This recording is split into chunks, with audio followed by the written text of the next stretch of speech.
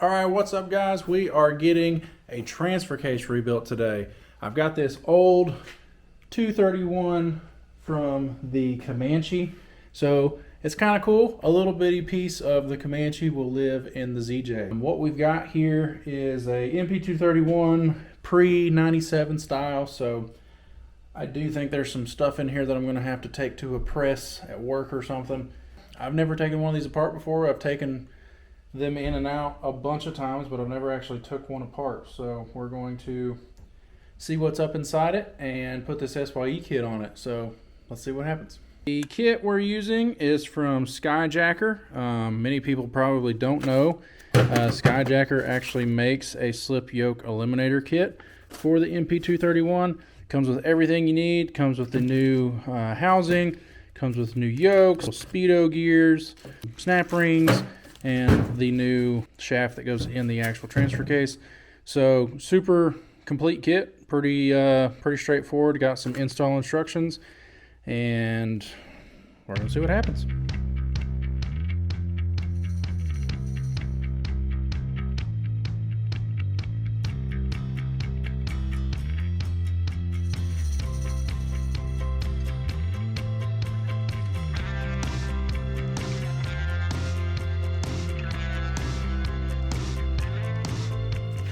Alrighty, we have got things taken apart.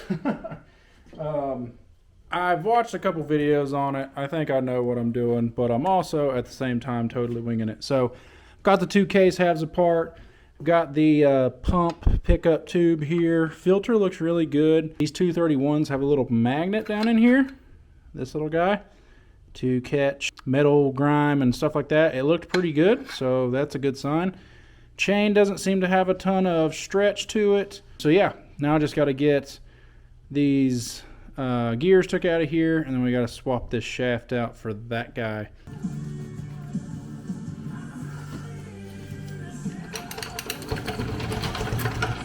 There we go.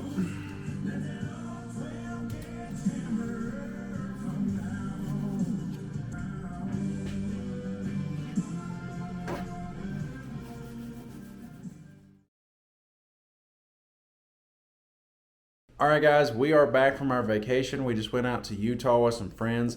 It was a great time. We got to do all the sightseeing. We even stopped by Matt's Off-Road Recovery, and he took us out to the dunes. I got to drive the Banana a little bit, got to rock crawl it, got to drive it through the dunes.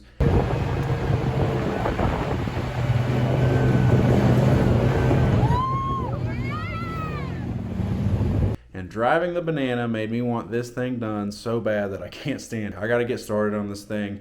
I've been trying to prepare as good as I can, prepping the axles, prepping the transfer case, doing all this stuff, and I've kind of just ran out of things to prep, and it's just game time. So we're going to tear this thing apart today. I'm going to try to get the front axle ripped out of this thing today.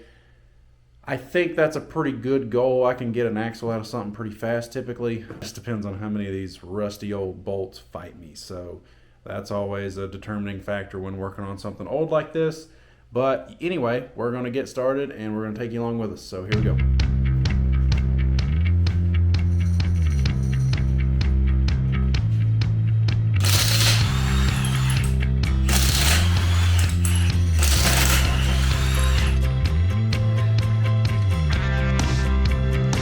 I don't know where I'm going to put all this stuff.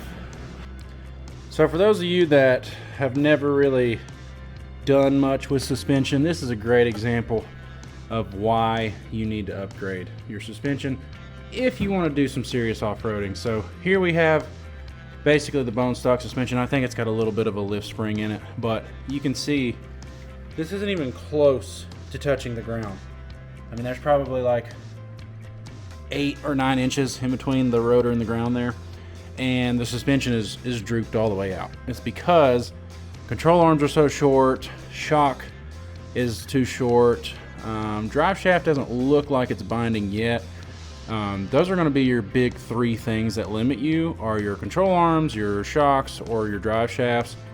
If you have a long arm, it's probably going to be your shock that is limiting you, unless you have a gigantic coilover or something. But yeah, just wanted to show you guys this just so you can see with your own eyes why you want aftermarket suspension. Here we go.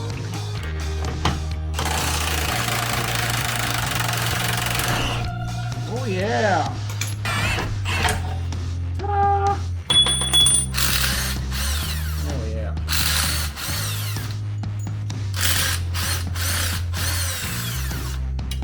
I got some weird stuff. Oh no.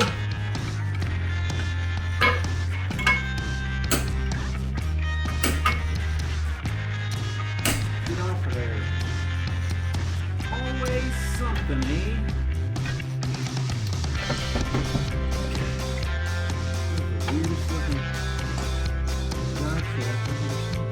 Got the track bar bracket off. I just left the track bar in it just because I don't need to use it. Got all the control arms undone, if you can see that dart down in there. So all the control arms are off the frame. Drive shafts out, track bars off. So really the only thing left holding this axle to the frame at this point is the brake lines and that drag link. All right, front axle is removed. Now we have the hard task of finding where to friggin' put all this stuff. So I think what I'm gonna do is I'm gonna slide this stock axle over here. I'm gonna take new axle, roll it under there. First big step in this build just got done.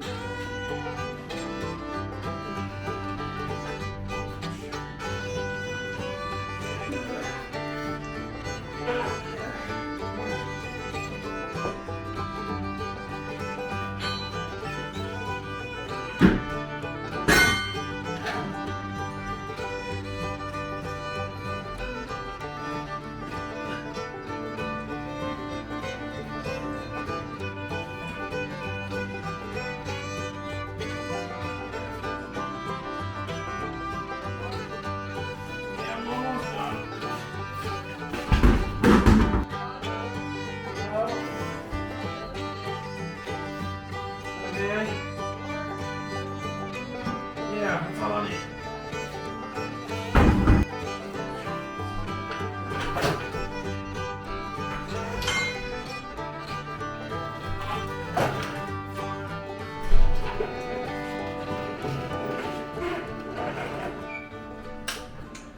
I don't even know if I can get this off here. I'm gonna try. Use a jack. Get it off the other jack.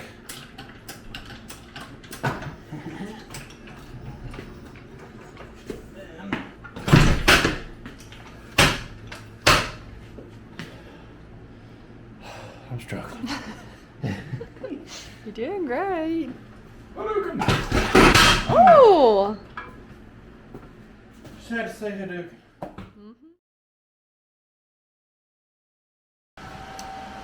All right, we've got most of the grinding done. Got the welder broken out, fired up. We are going to start welding this together. I've got to figure out how to clamp this end. All the other ends look pretty good though. So we're just gonna start kind of tacking this guy on here and yeah, we'll see how it goes.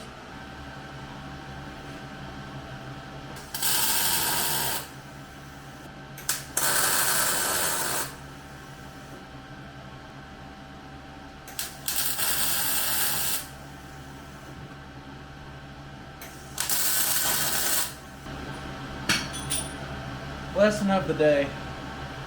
Just buy something with a frame.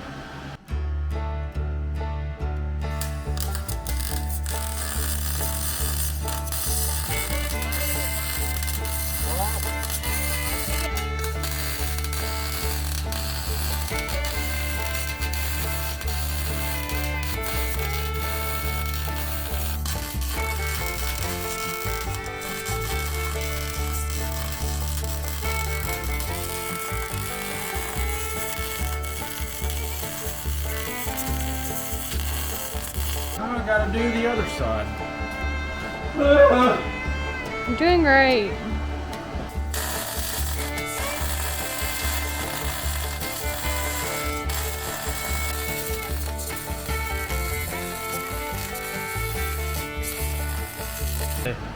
They don't need to see that. All